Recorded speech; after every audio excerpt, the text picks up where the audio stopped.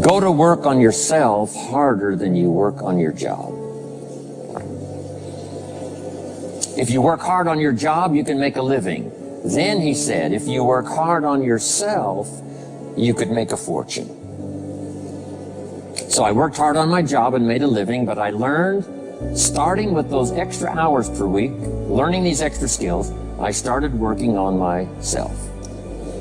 And here's a philosophical phrase everybody should take home. Here it is. Success is something you attract by becoming an attractive person. Success is not something you pursue. It's what you attract by becoming attractive. By becoming attractive to the marketplace. What would do that? Multiple skills? Multiple languages? So, now what else would help you to be attractive to the marketplace besides more than one skill and more than one languages?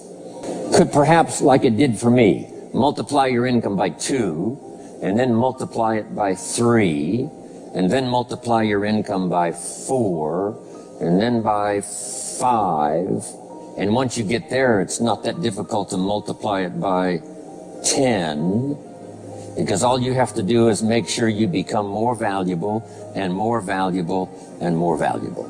You don't have to work on the economy, because here's the first note. Each person's income is determined primarily by their philosophy, not by the economy. Once I understood that, then I said, well, I don't have to go to work on the economy. And the answer was no. You only have to go to work on yourself to make yourself more valuable. So now here's 5 things I want to share with you. And the first one is your personal philosophy. What could get you more prepared and ready for cashing in on the opportunity of the 21st century? And here's the first one, personal philosophy. Your personal philosophy is like a guidance system that helps you make decisions what to do, what not to do. From the information you get and what you learn and what you know, we decide. Maybe your philosophy would have been 5 years ago never to attend seminars like this. You just didn't go. Now 5 years later, here you are. Something happened along the way to change your mindset, saying, hey, for the money and the time, if I just get one good idea and walk away, it certainly is worth the money and the time. So now that little amendment in your philosophy, you now say, I'm going to regularly go, because it doesn't take but a few ideas to make a great difference in your income, personal life, social life, and all the rest. So now you know that's valuable. A change of mind, a change of idea. So that's what personal philosophy is all about. The more we learn, the more we know, the better we're able to make better decisions about 2 major things. Your philosophical guidance system does 2 things. For your notes, number 1, helps you to see the dangers on one side, so you can avoid those. But here's what else your guidance system does. Personal philosophy helps you to see the opportunities on the other side, so that you can expand those, maximize those. And here's what that's called. The game of life is to minimize the dangers and maximize the opportunities. And the more we know and the more we learn, the more experience we gather in sessions like this, from the sermon on Sunday morning to the books we read and all the rest, helps us to keep continually adjusting our philosophical guidance system so that we minimize more dangers, maximize more opportunities. That's really the game of life. I couldn't put it much more simply. So number 1, we're affected by what we know. Now, how do we know more things and learn more things that'll help us readjust our thinking so we can avoid the dangers, maximize the opportunities? Here's number 1, learn from personal experience. One way to learn to do something right is what? First do it wrong, right? Mess up, and then you say, wow, that was costly. I'm never going to do that again. So one way to learn to do it right, first do it wrong. Sometimes a negative experience turns out finally to be positive.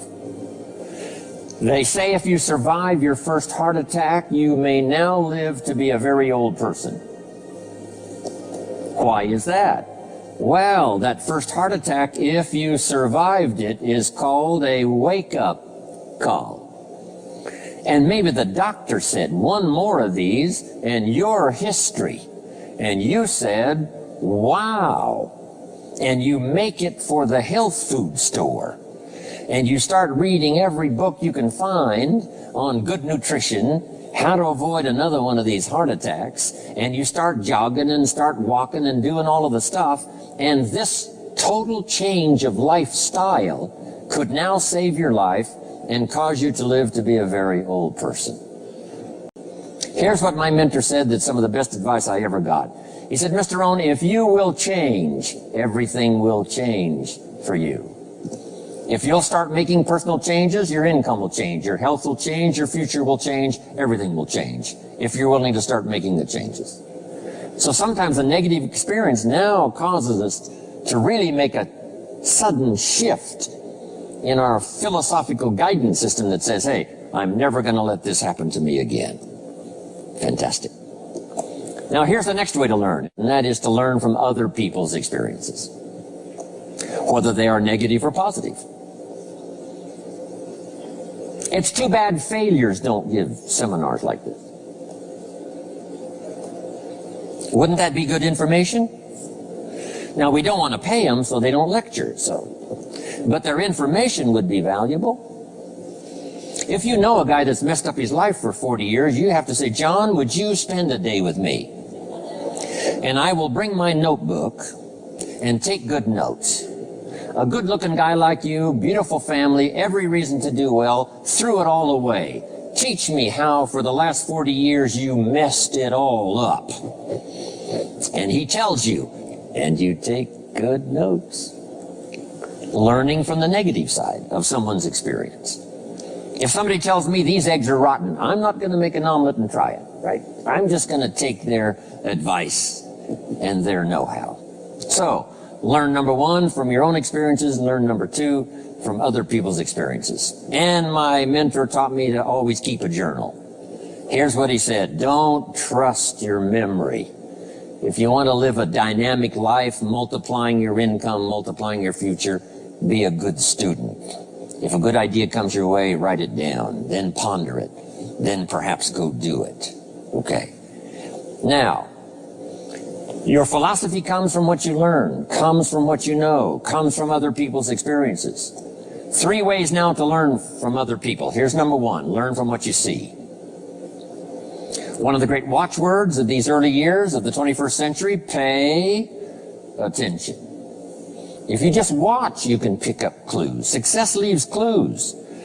And if you'll be a better observer of the winners and the losers, those that are doing well and those that are falling behind, and just take mental notes and good notes and say, I'm going to adjust what I'm doing based on what I see. Here's number 2. We learn so much from other people based on what we hear. Here's good advice on that. Be a selective listener. Listen to voices of value that have experience, ideas, reputation, something valuable to share. Now here's number 3. Read all the books. Now there's millions of books, so you can't read all the books. But make this note. Read all the books you need to read to make you as wealthy as you want to be, as healthy as you want to be, as prosperous, as productive, as unique a human being as you want to be. Read all of those books. Don't leave those books go unread. My mentor got me started on my library when I was 25. I got one of the best. If you saw my library, you would be impressed. I haven't read everything in it, but I feel smarter just walking in it, right? My library. I was smart enough to buy it all. Now I got to be smart enough to read it all. Now jot this down. When you do read, you have to sort through what you read and decide which is valuable to try. That's part of the process of learning. Gathering information and sorting through it. 1, the information that would apply to you, and what you think would be valuable based on your current philosophical opinion. So read all the books. Our lives are greatly affected by what we learn and what we know.